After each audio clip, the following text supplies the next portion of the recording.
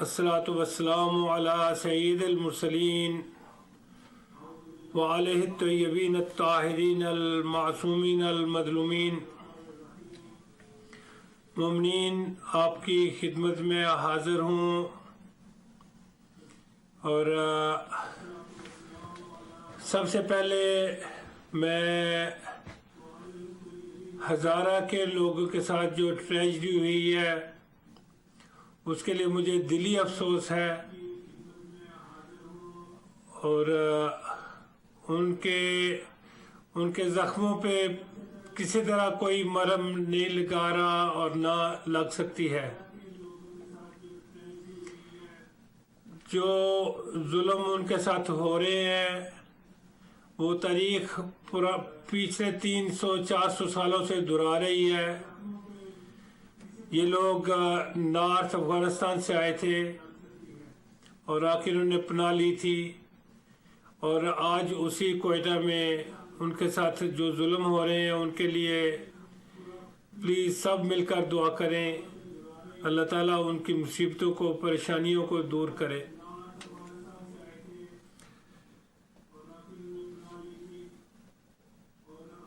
आइए वापस आते हैं मेडिकल टॉपिक की तरफ।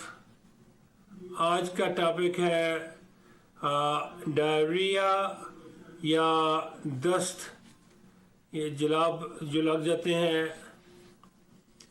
तो इसकी दो किस्में, बड़ी किस्में दो हैं।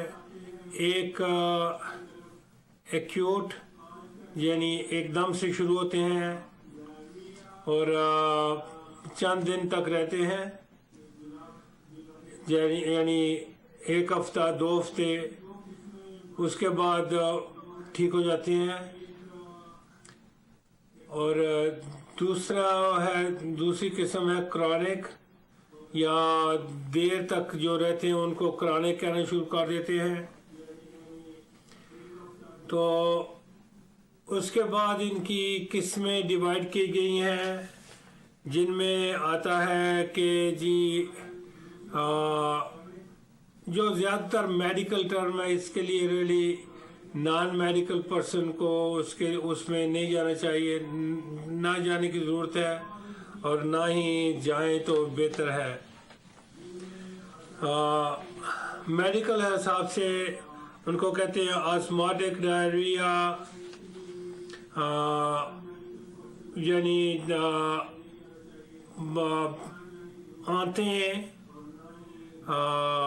जिस्म से पानी खींचती हैं और जैसे ही पानी कम होना शुरू हो जाता है तो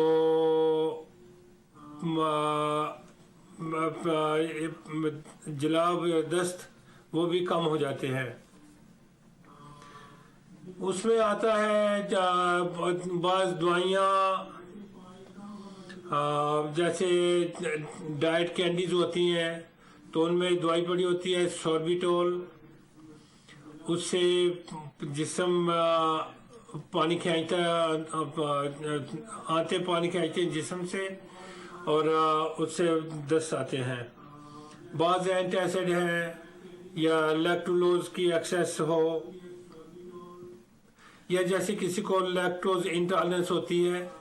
अल्लाह का शुक्र है कि हमारे यहाँ इतनी ज़्यादा नहीं है, लेकिन जो अफ्रीकन अमेरिकन है उनमें काफ़ी ज़्यादा होती है और वाइस में भी होती है, लेकिन हमसे बहुत कम, हम लोगों से बहुत ज़्यादा, हम लोगों में कम होती है। फिर ये आके दूसरी किस्म आ गई सेक्रेटरी। उसमें यह है कि जिस आंतें अंदर सिक्रीट करती हैं, तो उससे अगर आदमी को डिहाइड्रेशन भी हो जाए तो उससे कोई इतना फ़र्क नहीं पड़ता है कि जुलाब या दस्त कम हो जाए या डायरिया कम हो जाए। तो उसमें चंद एक बीमारियाँ आती हैं, चंद एक दवाइयाँ भी आती हैं, जैसे एक्सलैक्स है जो जिसमें फ्राक्लिन होती है, या कैस्केरा है या टेलकोलैक्स है। इस तरह की दवाइयाँ लेने से, या फिर बीमारी होती हैं जैसे आंतों में एक और रहता है विलस एडिनोमा, वो हार्मोन सिक्रीट करता है, तो उससे जुलाब लग जाते हैं। दूसरा जो ना वो थायराइड का मेडुलरी कार्सिनोमा होता है, उससे भी जुलाब लग जाते हैं। फिर यह है कि पैंक्रियाज का ट्यूमर आ जाता है, उसमें जुलिंगर एलिसन सिंड्रोम होता है, तो उसमें भी ये ना जुलाब लग जाते हैं। फिर यह है कि तीसरी किस्म आ गई इन्फ्लेमेटरी की, जिसमें कि आंतों में इन्फ्लेमेशन होती है, बीमारी होती है ख़ास, तो उसमें आ जाएगा जो कि हमारे यहाँ काफ़ी कॉमन है बनिस्बत और जगहों के, तो वो है क्रोन डिजीज़ और अल्सरेटिव कोलाइटिस। हमारी जमातों में से, हमारी मेरे क्लास वालों या उससे 1 साल 2 साल पीछे तक के लोग उससे फोत हो चुके हैं। एक मुझसे 2 साल जूनियर होते थे, यहाँ पे आके आर्मी में डॉक्टर थे, तो उनको भी अल्सरेटिव कोलाइटिस था पाकिस्तान से, तो विद इन फ्यू ईयर्स उनको कार्सिनोमा डेवलप हो गया, वो फोत हो गए। यह कि वहाँ पे हमने अल्सरेटिव कोलाइटिस ज़्यादा देखा था बजाय इस मुल्क के। यहाँ पे क्रोन डिजीज़ जो है ना वो ज़्यादा होती है, जिसको रीजनल एंट्राइटिस भी कहते हैं। उससे भी दस्त आते हैं, जुलाब आते हैं, लेकिन यह है कि उससे कैंसर वगैरह चांसेस नहीं होते हैं। फिर यह कि एक होता है, उसको कहते हैं माइक्रोस्कोपिक कोलाइटिस, जो कि कोलोनोस्कोपी करने वगैरह से डायग्नोस होते हैं, बायोप्सी लेने से। फिर यह कि अगर किसी ने रेडिएशन ली हुई है पेट के किसी हिस्से में, तो उन लोगों को रेडिएशन कोलाइटिस हो जाता है, तो उनको भी जुलाब आते हैं। फिर यह कि कई बार मैलिग्नेंसी होती है, कैंसर वगैरह होते हैं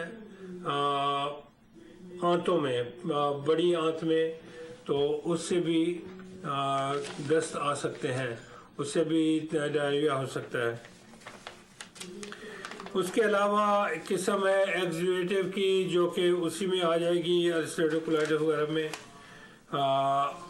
फिर यह कि कुछ लोग होते हैं जिनको दस्त आते हैं आंतों में मैं ये अर्ज कर चलूँ कि आंतों में मूवमेंट होती है, जो रिदमिक मूवमेंट होती है, इस तरह इतना चली जाती है आगे फूड को पुश करने के लिए, या रेजिड्यू को जो फूड का, तो उसको पुश करने के लिए। तो उसमें एक बीमारी होती है जिसको कहते हैं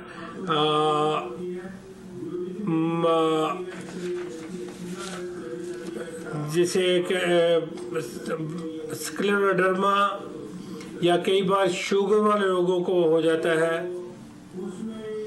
शुगर वाले लोगों में 2 चीज़ होती हैं, एक होती है इन्फेक्शन, दूसरा होता है मोटिलिटी डिस्टर्बेंस, तो उससे भी दस्त आ जाते हैं। फिर यह कि एक होती है इरिटेबल बाउल्स। इरिटेबल बाउल में जो है ना मूवमेंट्स उस तरह कोऑर्डिनेटेड नहीं होती कि प्रोग्रेसिव हो और कोऑर्डिनेटेड हो, तो उससे कभी कॉन्स्टिपेशन, कभी ना दस्त आ जाते हैं। और फिर आएगा एक बीमारी होती है स्क्लेरोडर्मा, जैसे मैंने किया। स्क्लेरोडर्मा में ये कनेक्टिव टिश्यू की बीमारी है जो कि स्किन में ज़्यादा शो करती है, इसलिए डर्मा उंगलियों की स्किन जो है ना वो सख्त हो जाती है और उंगलियां मुड़ती नहीं है, शाइनी पतली शाइनी हो जाती हैं, तो वो एसोफेगस को भी करती है अफेक्ट ज़्यादा, और कई बार होता है कि वो आंतों को भी अफेक्ट करती है। जब आंतों को अफेक्ट करे तो उससे डायरिया होता है, उससे जुलाब आते हैं। कई बार होता है कि पुराने ज़माने में ना ये अल्सर के लिए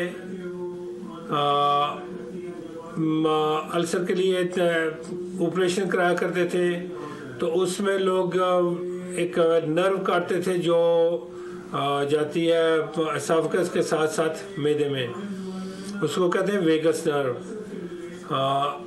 ये सर से आती है, 10th नर्व है, तो उसमें वो वगाटमी करते थे। तो वगाटमी वाले लोगों को भी दस्त आने शुरू हो जाते हैं, वो भी मोटिलिटी डिस्टर्बेंस होती है। फिर आ गई हमारी कॉमन बीमारी जो पाकिस्तान, इंडिया में, अफ़गानिस्तान में, उन एरियाज़ में है, उसको कहते हैं डिसेंटरी। डिसेंटरी का मतलब है कि किसी ख़ास जर्म से इन्फेक्शन हुई है। अगर तो बैक्टीरिया हो तो वो चंद एक बैक्टीरिया उनसे होती है, और कई बार होता है कि उसमें प्रोटोजोआ, जैसे मैंने पहले मेंशन किया था,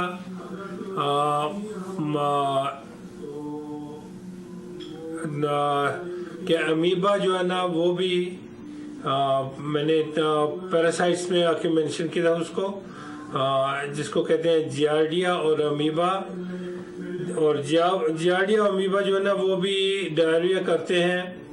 ये क्रॉनिक इन्फेक्शंस हैं जो काफ़ी देर तक चलती हैं, और आदमी उसको ज़्यादा नहीं करता ख्याल के 2-3 पखाने आ गए दिन में, तो उससे आदमी आमतौर से इग्नोर कर जाते हैं, तो वो फिर क्रॉनिक हो जाती है। क्रॉनिक होके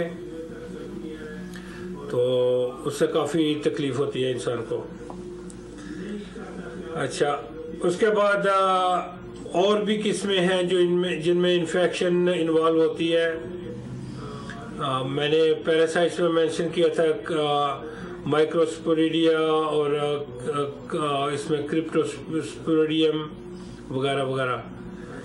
तो यहाँ पे जो है ना इन चीज़ों पे, इन 2 चीज़ों पे ज़्यादा जोर नहीं देते हैं कि यहाँ पे कम होती है, लेकिन एड वाले लोग जो है ना, जो जिनको एज हुई होती है, तो उनमें ये काफ़ी ज़्यादा होती है, और उनमें डायग्नोस करना थोड़ा सा मुश्किल होता है, क्योंकि लैब्स भी इसको नहीं देखती जब अनलेस के डॉक्टर स्पेशली मेंशन करे कि क्रिप्टोस्पोरिडियम को या माइक्रोस्पोरिडिया को आप देखें, वरना वो इसमें नहीं देखते हैं। फिर यह है कि अगर आंतों में एब्जॉर्प्शन ना ठीक हो तो जो है ना फूड जो है अनडाइजेस्टेड फूड या डाइजेस्टेड फूड वो चली जाती है कोलन में, तो कोलन में फिर वो पानी खींचती है, तो पानी खींच के तो फिर वो इंसान को डायरिया होता है। ये भी क्रॉनिक का किस्म है। कई बार होता है कि जो ना लिम्फेटिक ऑब्स्ट्रक्शन को उसको कहते हैं कि वहाँ से जैसे टॉन्सिल को होते हैं ना कि यहाँ पे वो नोड्स बनती हैं, इसी तरह लिम्फ नोड जो वो पूरे जिस्म में फैली हुई हैं, और आंतों में भी होती, आंतों में भी उनका है चक्कर, तो वहाँ से अब्जॉर्प्शन नहीं हो सकती। अगर अब्जॉर्प्शन ना हो तो फिर उसको इंसान को दस्त लगते हैं, वो होती है लिम्फेटिक ऑब्स्ट्रक्शन।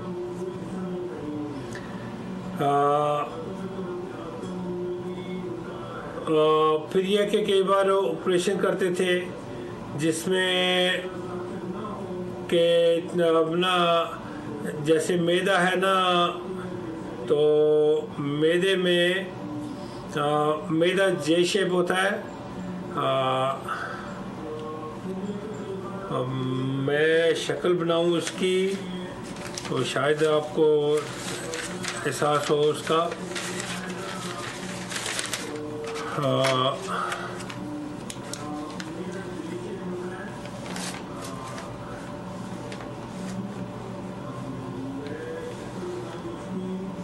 जैसे आम होता है ना, आम की तरह उसकी शक्ल होती है मैदे की।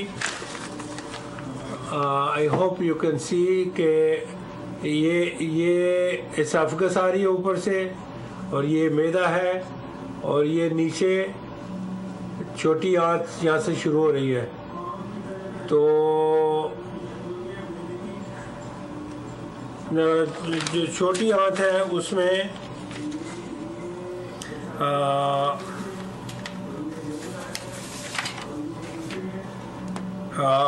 छोटी अपना मैदे को इधर से काट के, तो यहाँ पे मैं निशान लगाता हूँ किसी दूसरे पेन से।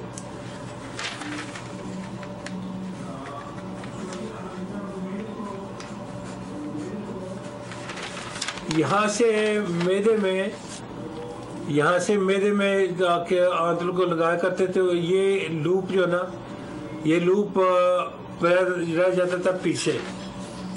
इस लूप के पीछे रह जाने से यहाँ पे बैक्टीरियल ग्रोथ हो गई, कुछ हो गया, तो उन लोगों को भी जुलाब लगते थे। उसको कहते हैं ब्लाइंड लूप।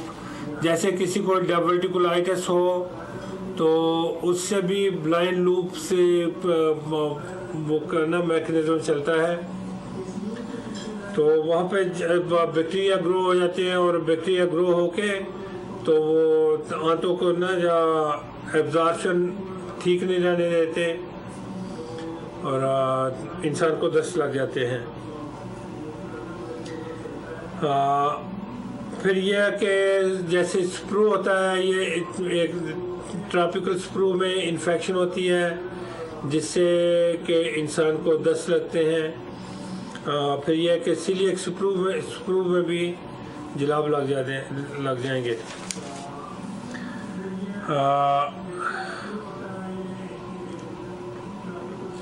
पैरासाइट्स मैंने मेंशन किए थे पहले भी, और आज भी मैं मेंशन कर रहा हूँ कि अमीबा प्रोटोजोआ में आएगा। अमीबा, जियार्डिया, माइक्रोस्पोरिडिया, इस तरह के ना जर्म आ जाएंगे जो आंतों में रहते हैं, और आंतों में वो डायरिया काज करते हैं।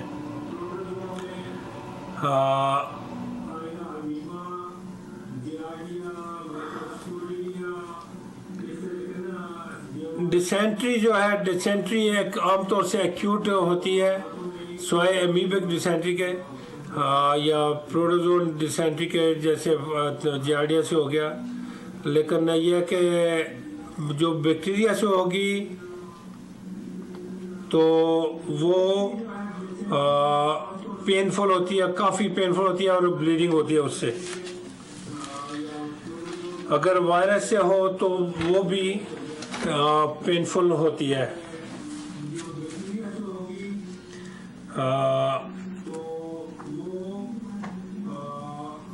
ये होगी क्रॉनिक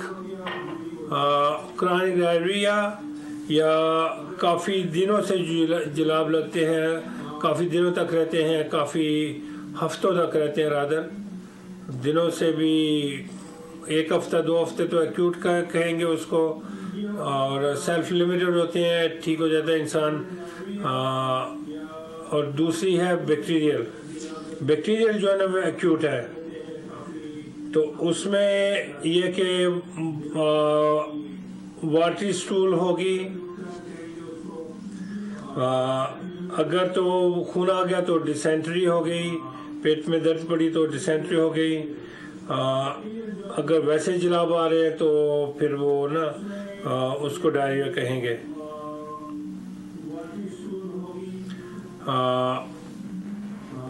यह है कि बाज़ जरासीम जो है ना, बाज़ जरासीम बैक्टीरिया मेनली जो टॉक्सिन्स प्रोड्यूस करते हैं, जैसे कॉलरा वगैरह है या वायरसेस हैं, तो वो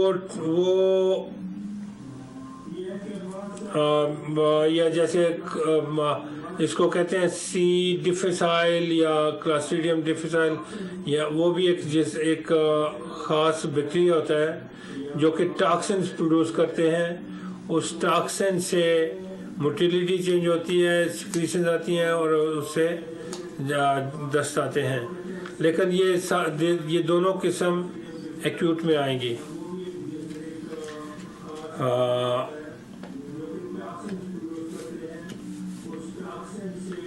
अब ये है कि इसके लिए इंसान क्या कर सकता है।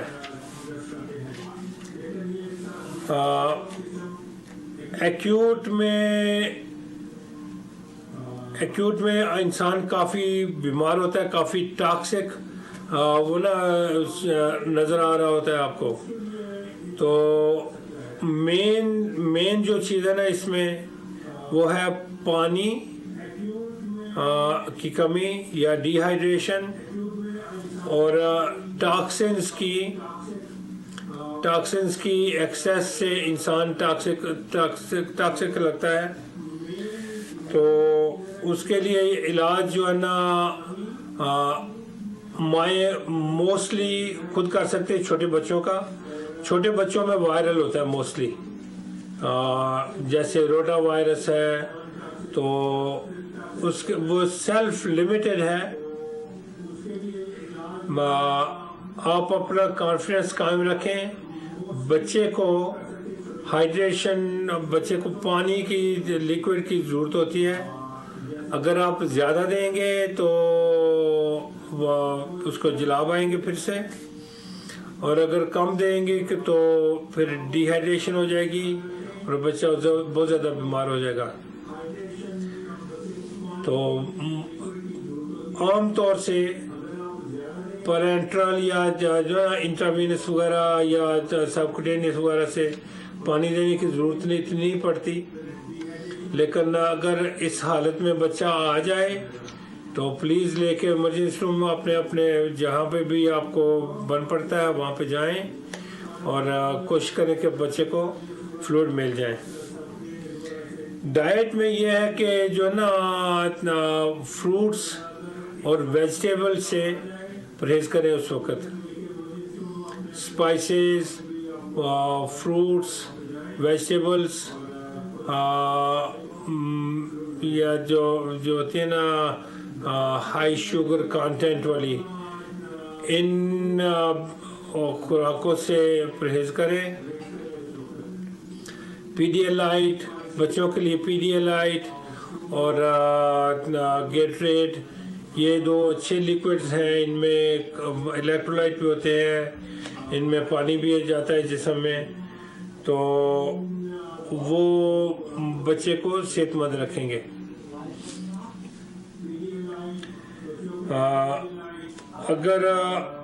अगर आप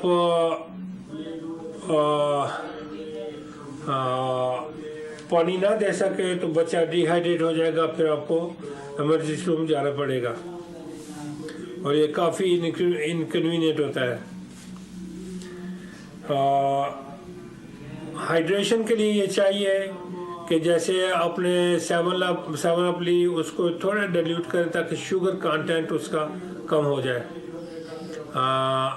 या पीडियालाइट लें या गेटरेड लें, उसको थोड़ा सा डाइल्यूट करें तो वो बच्चे को पिलाएं। उसका पिलाने का ये है कि थोड़ा थोड़ा करके दें। ज़्यादा देंगे तो अगर वायरल इन्फेक्शन है जैसे रोटा वायरस से है या किसी और वायरस से, तो बच्चे को क्या आ जाएगी, बच्चा वॉमिट कर देगा। अगर वॉमिट ना करे तो फिर वो उसको दस्त आ जाएगा। तो बजाय इसके अगर आप थोड़ा पानी दें, 1 चमचा 2 चमचे, आधा औंस 1 औंस तक आप दें, फ्रीक्वेंटली दें बच्चे को। जितना बच्चा टॉलरेट कर सके उतने उसी हिसाब से देते रहें। फिर यह है कि एंटी डायरियल एजेंट्स बच्चों के लिए इतने उनकी सेफ्टी विदाउट ना बगैर मेडिकल अटेंशन के, मेडिकल सुपरविजन के ना दे तो अच्छा है।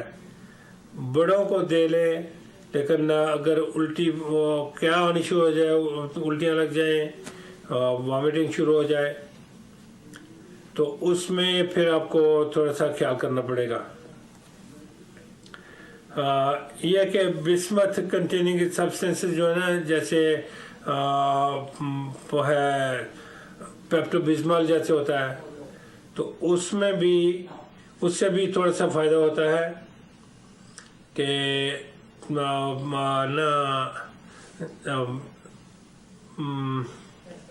दस्त कम हो जाते हैं।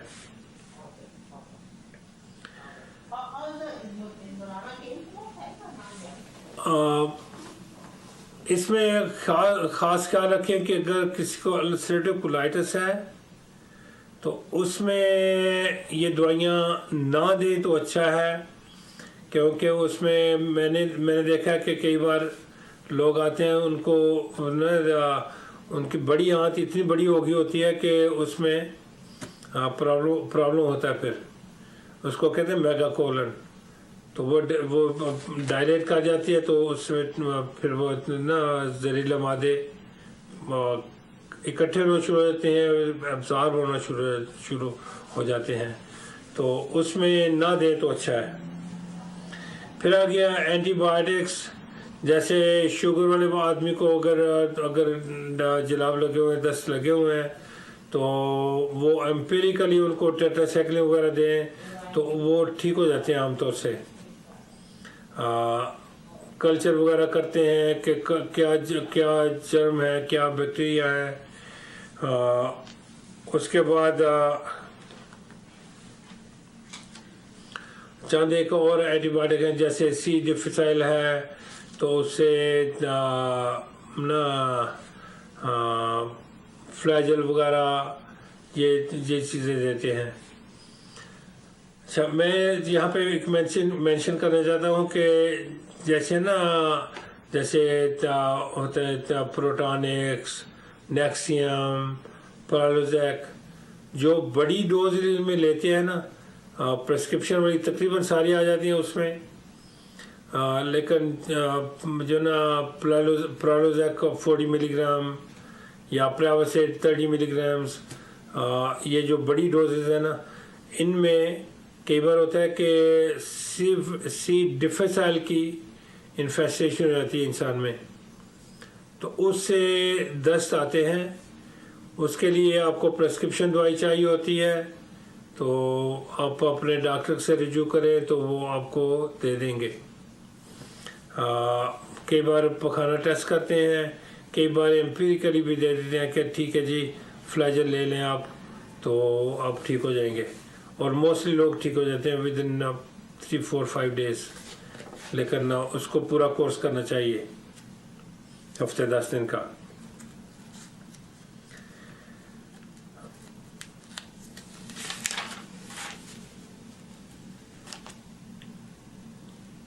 अगर किसी बहन भाई को सवाल है इनके मुतल्लक, तो मैं ब्रेक लेने से पहले आपके सवाल का जवाब दे सकता हूँ इंशाअल्लाह ताला। और अगर सवाल नहीं है तो चंद एक मिनट की ब्रेक लेता हूँ मैं।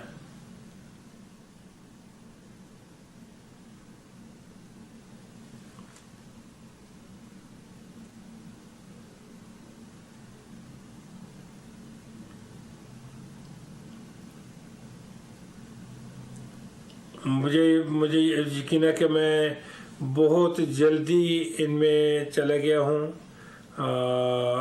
कि डायरिया की किस्में, लेकिन किस्मों से मुमकिन आपको उसमें इंटरेस्ट नहीं होगी।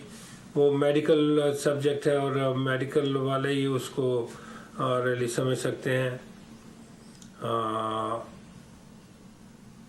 मैं किसी डॉक्टर को लेक्चर नहीं दे रहा हूँ कि उसके लिए मैं मेडिकल उसमें जाऊँ, लेकिन मेनली जो ना यह कि जैसे हम लोग जाते हैं पाकिस्तान में पर्टिकुलरली गर्मियों में, तो ये होता है कि वहाँ पे चूँकि ठंडे इलाके से हम लोग जाते हैं तो बच्चों को जुलाब लगते हैं, बड़ों को भी लग जाते हैं कई बार।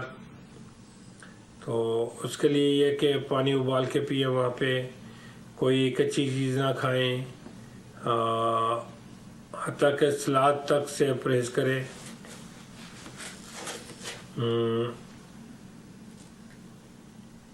तो आप ठीक रहेंगे। जो पाकिस्तान में, इंडिया में खुसूसन जो है ना डार्क कलर वाली जो ड्रिंक्स हैं जैसे कोक है या पेप्सी है, तो उससे भी परहेज़ करें। जैसे मैं पहले भी एक दो बार मेंशन कर चुका हूँ कि हम लोगों ने टूर किया था मेडिकल कॉलेज के ज़माने में, तो उसमें सब कई बार होता है कि पानी गंदा आ रहा है तो गंदा चल रहा है, तो इसलिए उससे परहेज़ करें। जो कलरलेस है जैसे 7 अप है, स्प्राइट है, तो वो आप पिएं या सादा पानी पिएं। पानी नलके का हो तो उबाल के, वरना बॉटल वाटर जो मिलता है वो भी आप समझते हैं कि कैसे कैसे होता है। तो कुछ करें, पानी उबाल लें। तो यहाँ पे मैं 2-4 मिनट की ब्रेक लेता हूँ।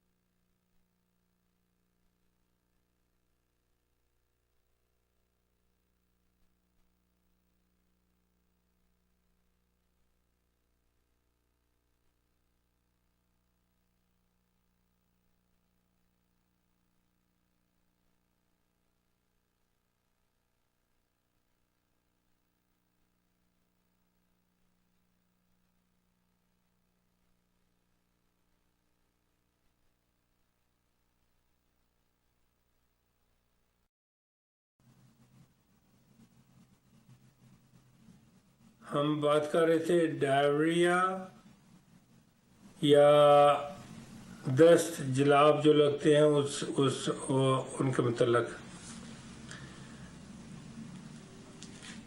बच्चों में ये होता है कि वायरल जो है ना वो होता है रोटा वायरस मोस्टली।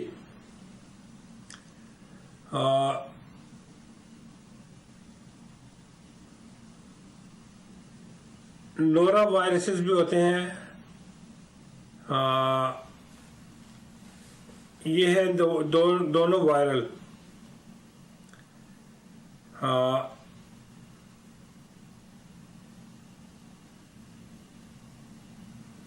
फिर ये कि आप इनको डिवाइड कर सकते हैं बच्चों में, इन्फ्लेमेटरी, नॉन इन्फ्लेमेटरी में रोटा वायरस आ जाएगा, नोरो वायरस आ जाएगा।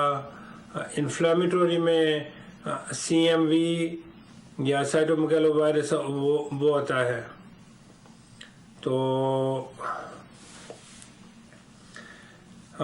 फिर ये कि प्रोटोजोआ में जो है ना नॉन इन्फ्लेमेटरी में आएगा क्रिप्टोस्पोरिडियम, जो मैं मेंशन कर रहा था पहले।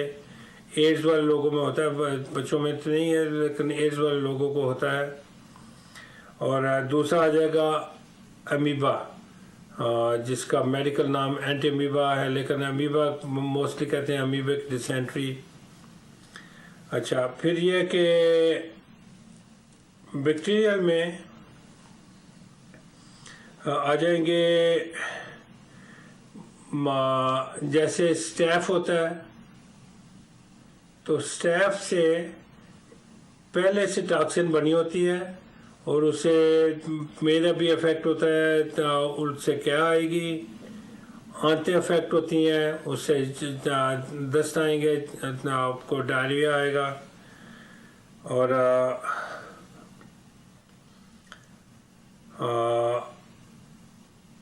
जो है ना बैक्टीरियल जो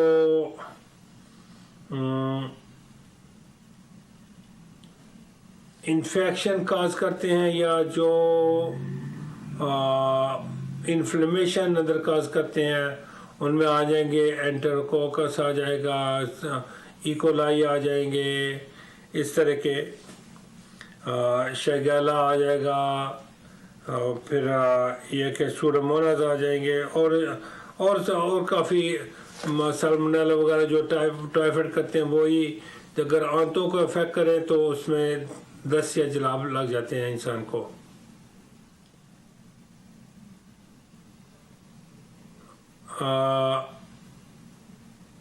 उनके लिए जब अगर बैक्टीरिया हो तो उसके लिए आपको एंटीबायोटिक लेने पड़ते हैं, और अगर प्रोटोजोआ हो तो उसके लिए ख़ास दवाइयाँ, उसके लिए भी दवाइयाँ हैं, वो एंटीबायोटिक आपको उस वक्त लेने पड़ते हैं। लेकिन मेन चीज़ जो है ना, जैसे मैं पहले अर्ज़ कर रहा था कि मेन चीज़ जो है वो है हाइड्रेशन और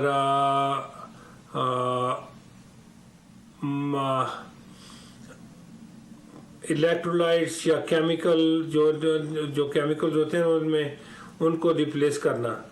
इसलिए पीडियालाइट बच्चों के लिए है लेकिन बड़े भी पी सकते हैं, और गेटरेड जो बड़े आमतौर से पीते हैं वो भी, उससे भी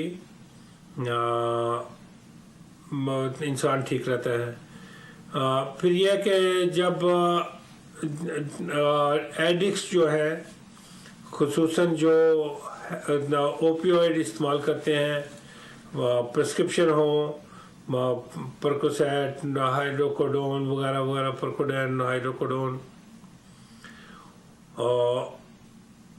ऑक्सीकोडोन, मार्फिन, हेरोइन, जो लोग उनको इस्तेमाल करते हैं, जब वो छोड़ते हैं एकदम से तो उसमें इंटेस्टाइनल मोटिलिटी जो है ना वो डिस्टर्ब होती है, तो उनको भी दस्त आते हैं। फिर यह कि वो आमतौर से 2-3 दिन में ठीक हो जाते हैं, तो बस एक्यूट स्टेज में उनको दवाइयाँ देते हैं जो मोटिलिटी को कम करती हैं, और साथ लिक्विड देते हैं कि उनकी हाइड्रेशन ठीक रहे।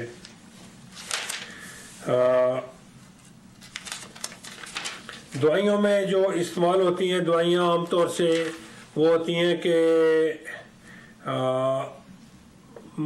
जैसे लोपेरामाइड है तो वो आ जाएगा, लोमोटेर आएगी, कोडिन वगैरह जब से प्रेस करते हैं हम लोग के ना, अगर ओपियोइड कोई एडिक्ट है पहले से ही तो फिर उसको कोडिन देने से आप एडिक्शन ज़्यादा करेंगे या उसका फ़ायदा नहीं होगा। फिर यह कि ब्लड प्रेशर की दवाई होती है जो कि एडिनर्जिक वो है एगोनिस्ट इनहिबिटर, तो उसमें कैटाप्रेस क्लोनिन आ जाएगी, उससे भी लोगों को काफ़ी फ़ायदा होता है। फिर यह कि एक पाउडर होता है जिसमें जो बाइल साल्ट्स को बाइंड करता है जिसको कहते हैं कोलेस्टेरामिन, तो ये प्रिस्क्रिप्शन है। जो लोपेरामाइड है वो प्रिस्क्रिप्शन से नहीं है, तो वो आम लोग इस्तेमाल करते हैं। फिर यह कि बेंटल वगैरह जो कि एट्रोपिन लाइक एजेंट्स होते हैं जो मुंह को भी उससे ना मुंह खुश्क होता है, तो उससे भी इस्तेमाल करके तो आमतौर से लोग कंट्रोल कर सकते हैं।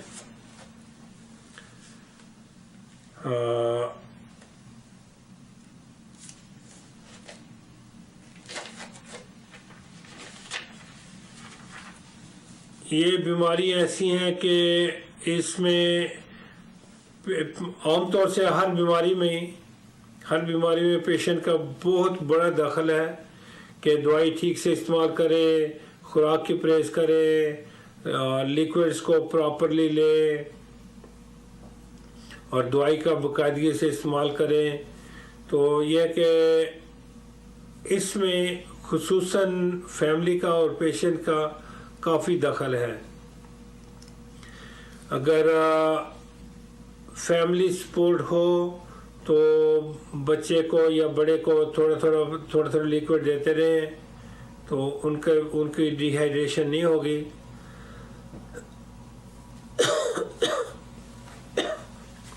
डिहाइड्रेशन से ये होता है कि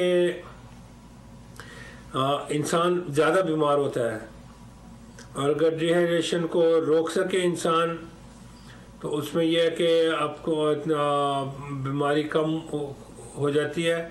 और अगर कोई ख़ास चीज़ नहीं है, जैसे मैंने अर्ज़ किया कि अल्सरेटिव कोलाइटिस या डिसेंटरी या क्रोन डिजीज़, रीजनल एंट्राइटिस या फिर ट्यूमर्स मैंने अर्ज़ की है, अगर उस तरह की कोई सख्त किस्म की बीमारी नहीं है तो इंसान आमतौर से ठीक हो जाता है चंद एक दिन में। जो इन्फेक्शन होती हैं जैसे अमीबा से है, जियार्डिया से है, या बैक्टीरिया से, शिगेला से है, इकोलाई से है, तो उसके लिए फिर आपको दवाई लेनी पड़ती है।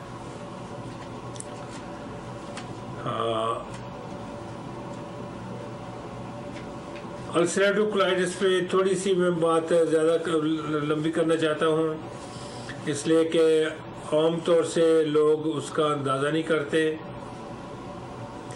मैंने अभी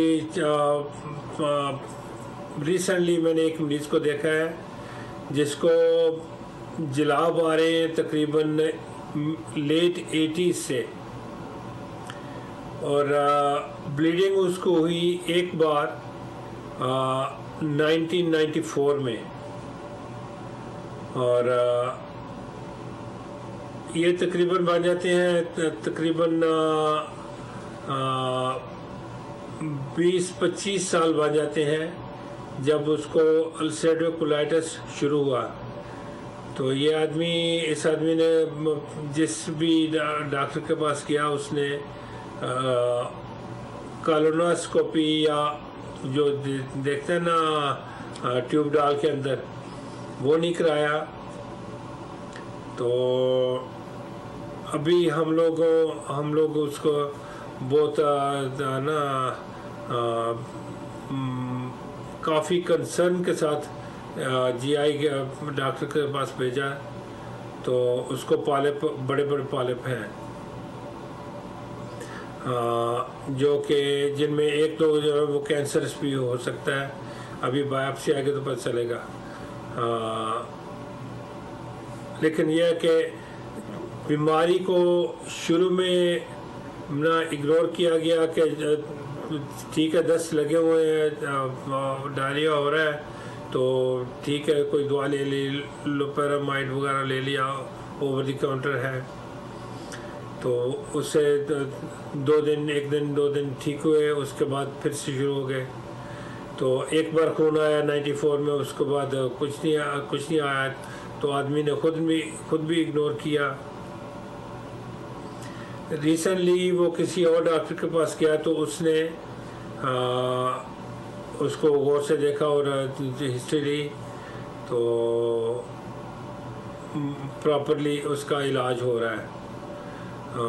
यानी कि ये काफ़ी सीरियस चीज़ है, इसलिए कि 10, 15, 20 साल के बाद उसमें मेलिग्नेंसी होने के बहुत चांसेस होते हैं, और 30-35 साल बाद बाद लोग उससे पहले भी कोलन को सिरे से निकाल देते हैं कि कोलन में चूँकि कैंसर होना शुरू होता है तो उसको सिरे से निकाल देते हैं।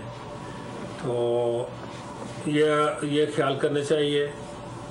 अगर तो किसी को 10 लगे हुए हैं काफ़ी देर से और उसमें कोई इन्फेक्शंस वगैरह नहीं है, अमीबा नहीं है, कोई जार्डिया नहीं है, कोई वर्म्स नहीं है, जो पेट के जो मैंने पिछले दिनों अर्ज़ किया था कि एनकल जैसे होता है ना, हुक वर्म वगैरह, या जो है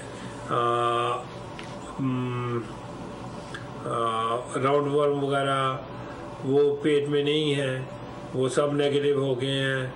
तो फिर किसी को चाहिए कि वो ना ट्यूब डाल के तो अंदर देखें, क्योंकि इसके अगर किसी को अल्सरेटिव कोलाइटिस है तो उसके कॉन्सिक्वेंसेस या लेटर स्टेजेस जो है ना चीज़ें उसकी कॉम्प्लिकेशंस वो बहुत सख्त हैं। और सख्त से मेरा मतलब है कि कैंसर वगैरह। तो अगर शुरू स्टेज में या तो कोलन को निकाल दिया जाए, या फिर यह है कि सर्वेलेंस काफ़ी इतना इंटेंसिव हो और देखते रहें। मुझे याद है कि एक मेरे पेशेंट होता था जब मैं प्रैक्टिस में था, तो जीआई वाले उसको हर 6 महीने के बाद कॉलोनोस्कोपी करते थे और कुछ न कुछ एबनॉर्मलिटी उसमें आ जाती थी। हत्ता कि एक बार कैंसर आया तो फिर उसका कोलन निकालना पड़ा। इसलिए इसका ख्याल करें।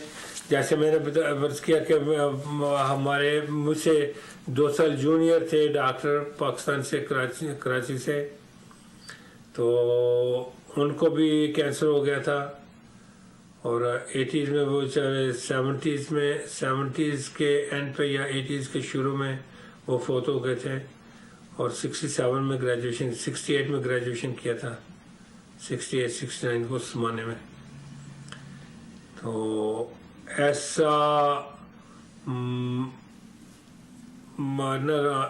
एंड पॉइंट आने से पहले कोशिश करें कि इलाज करा लें। जो दूसरी बीमारी जो रीजनल एंट्राइटिस है उसमें मैंने किसी को कैंसर नहीं सुना, नहीं देखा, लेकिन कई बार दोनों बीमारियां ओवरलैप करती हैं और डॉक्टर लोग कहते हैं कि ना यह है रीजनल एंट्राइटिस, एक्चुअली दोनों ओवरलैप कर रही होती हैं तो पता नहीं चलता। तो उसके लिए भी सर्वेलेंस बहुत ज़रूरी है। हमारे यहाँ अल्सरेटिव कोलाइटिस ज़्यादा कॉमन है, यहाँ पे बहुत कम है उसके मुकाबले में। तो अपने लोगों को अगर किसी को दस्त आ रहे हैं, काफ़ी देर से खून आता है, तो उसके लिए कोशिश करें कि आप अपने डॉक्टर से रिव्यू करें और जल्दी से जल्दी डेफिनेटिव ट्रीटमेंट कराएं। दूसरा मैं अर्ज़ करना चाहूँगा उसका अमीबिक डिसेंट्री का। अमीबिक डिसेंट्री बहुत ही ना आप समझ लें कि बुरी बीमारी है, क्योंकि ये मिमिक करती है अल्सरेटिव कोलाइटिस को भी, रीजनल एंट्राइटिस को भी। और आमतौर से हम लोग नहीं सोचते कि किसी को अमीबिक डिसेंट्री हुई है। उससे ये होता है कि इंसान जब अपने आप को साफ करता है, कोई नाखून के नीचे जो शैतान होता है ना, उसमें एक अमीबा भी होता है।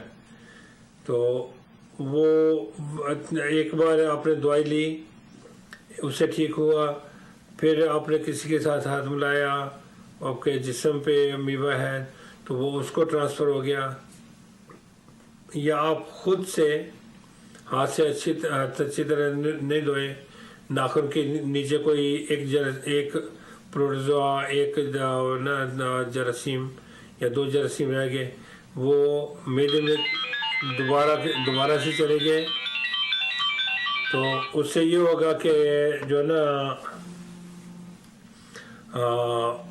बीमारी चलती रहती है, उसका साइकिल बंद नहीं होता है। तो कोशिश करें कि आप उसका बेहतर तरीके से इलाज कराएं और अपनी पर्सनल हाइजीन को, जैसे कि हमारे लोगों में, मुसलमानों में है, उसका ख्याल कर लें कि पर्सनल हाइजीन बहुत अच्छी होनी चाहिए।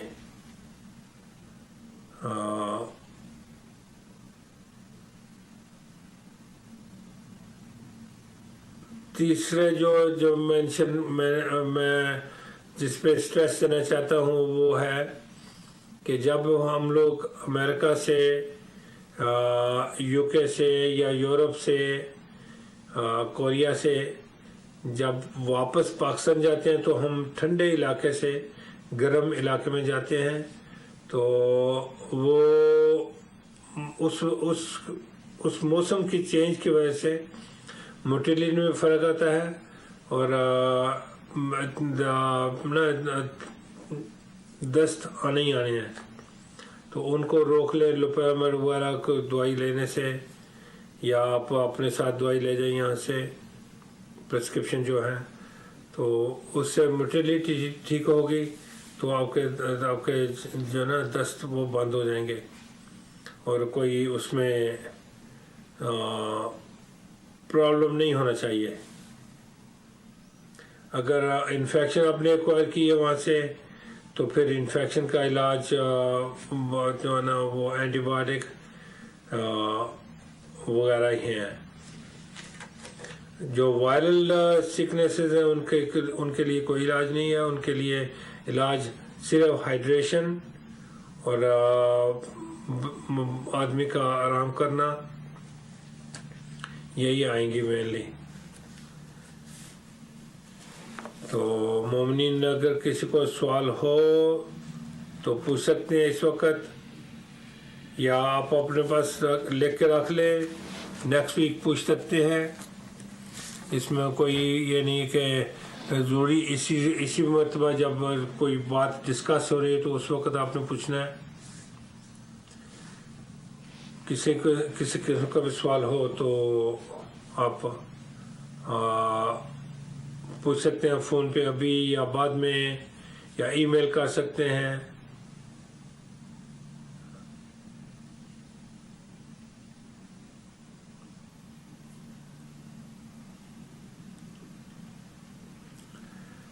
एक बात मैं मेंशन करना चाहूँगा कि जो ना जब आप इंटरकॉन्टिनेंटल ट्रैवल करते हैं ना, तो कोशिश करें कि आपकी सेहत जाने से फ़ौरन पहले, यहाँ से जाने से फ़ौरन पहले या पाकिस्तान से आने से फ़ौरन पहले आपकी सेहत अच्छी होनी चाहिए, ताकि आप ना पैरासाइट्स को, बैक्टीरिया को कैरी करके एक जगह से दूसरी जगह पर नहीं ला रहे। जैसे मलेरिया है, अगर मलेरिया यहाँ पे आ जाए तो एक मौसम में कई लोगों को हो जाएगा। और कई बार होता है कि मलेरिया के जरासीम पूरी तरह जिस्म से एरेडिकेट नहीं करते, लिवर में जाकर छुप जाते हैं, बंद हो जाते हैं, तो फिर वो काफ़ी देर तक ना बीमारी हो सकती है। दूसरा मैं अर्ज़ करने जा रहा था कि खून देने का जो जवान लोग हैं उन्हें चाहिए कि आप खून दें। मोस्ट ऑफ द टाइम इंसान को खुद भी फ़ायदा होता है, जैसे कोलेस्ट्रॉल कम हो जाएगी, वो जो है ना किसी की हेल्प हो जाएगी, आपका वज़न कम होगा, आप आयरन लें, विटामिन्स लें, तो उससे खून चंद एक दिन में बढ़ जाता है, पैदा हो जाता है। जितना खून आप देते हैं, अगर 1 यूनिट दें या 2 यूनिट, तो वो चंद एक दिन में इंसान पूरी कर लेता है। और जिन लोगों के ग्रुप ए, बी या ओ है, तो उनके लिए ये कि उनका खून ओ ग्रुप पर, ओ नेगेटिव पर्टिकुलरली, उनकी बहुत ज़रूरत रहती है, क्योंकि इमरजेंसी में जब टाइप क्रॉस मैच नहीं कर सकते तो एकदम से अगर देना पड़े तो ओ नेगेटिव दे लेंगे। हाँ, कोशिश करें आप के काफिर हो, काफिर को दे तो ईसाई को दे, तो यहूदी को दे, तो या किसी को भी दे खून, तो ये इंसानी खिदमत है जिसके लिए अल्लाह ताला आपको सिला देगा डेफिनेटली। हाँ, अगर किसी मुसलमान, किसी शिया, पर्टिकुलरली शिया को मुसलमान को आप दे तो उसका तो बहुत ज़्यादा सवाब होगा। लेकिन यह है कि अगर किसी भी इंसान को देंगे, किसी भी मज़हब का हो या ला मज़हब हो, तो उसके लिए भी अल्लाह ताला की मखलूक है वो भी, तो उसका भी अल्लाह ताला आपको रिवार्ड देगा डेफिनेटली।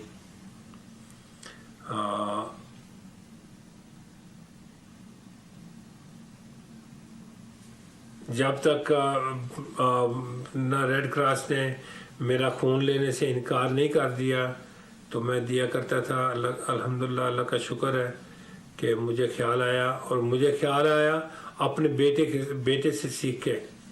रियली चंद एक साल मैंने नहीं दिया, लेकिन मेरा बेटा जैसे जवान हुआ तो उसने खून दिया, और उसने बताया कि इस तरह मैंने खून दिया, तो मैंने भी सोचा। और उस वक्त उसके बाद साल में 2 बार मैं खून दिया करता था। लेकिन अभी नहीं लेते तो नहीं लेते।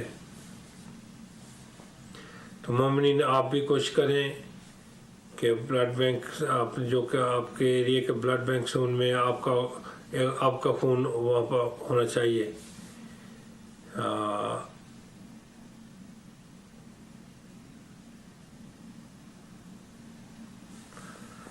आइए मिल के दुआ करें शुहदा के लिए, उन मोमिनीन के लिए जिन्होंने कुर्बानियाँ दी हैं, या जो जुल्म के साथ शहीद कर दिए गए हैं, जैसे कोयटा में या लाहौर में शिया टारगेट किलिंग हो रही है। तो आइए सब के लिए मिल के दुआ करें। आई एम श्योर कि जितने नेक वो हैं, मेरी दुआओं के मोहताज नहीं है वो, लेकिन फिर भी दुआ करें। औज़ु बिल्लाहि मिनश शैतानिर रजीम, बिस्मिल्लाहिर्रहमानिर्रहीम। अम्मन युजीबुल मुज़्तर्रा इज़ा दआहु व यक्शिफुस सूअ, अम्मन युजीबुल मुज़्तर्रा इज़ा दआहु व यक्शिफुस सूअ, अम्मन युजीबुल मुज़्तर्रा इज़ा दआहु व यक्शिफुस सूअ, अम्मन युजीबुल मुज़्तर्रा इज़ा दआहु व यक्शिफुस सूअ, अम्मन युजीबुल मुज़्तर्रा इज़ा दआहु व यक्शिफुस सूअ। अल्लाहुम्मा सल्लि अला मुहम्मद व आले मुहम्मद। या अल्लाह, हर शिया मोमिन को, मोमिना को अपनी हिफाजत में रख।